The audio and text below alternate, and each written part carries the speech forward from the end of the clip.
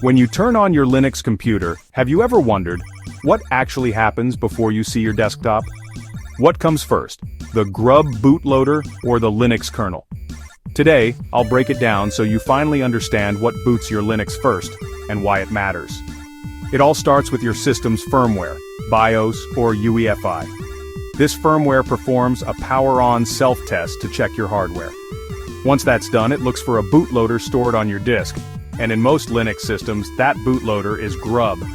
GRUB stands for GNU GRUB, or Grand Unified Bootloader. Think of it as a middleman between your hardware and your operating system. When GRUB loads, it gives you a menu. This is where you can select different operating systems, recovery modes, or specific kernel versions. GRUB's job is simple, but crucial. It locates the Linux kernel file on your disk and loads it into memory so it can start running. Without GRUB or another bootloader, your kernel wouldn't even get a chance to start.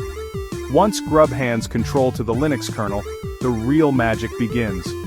The kernel is the core of your operating system. It talks directly to your hardware, loads drivers, and starts the system processes that eventually give you a graphical desktop.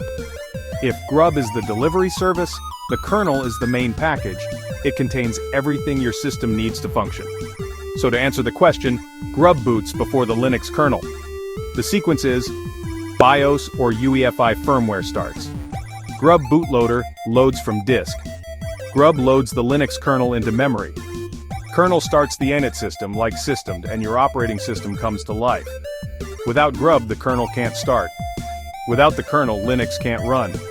Knowing the difference helps you troubleshoot boot problems. For example, if GRUB is broken, you won't even reach the kernel. If the kernel is broken, GRUB will load, but you'll get errors after selection. This is key when fixing Linux systems or setting up dual boot environments. So now you know. GRUB boots first, then the Linux kernel takes over.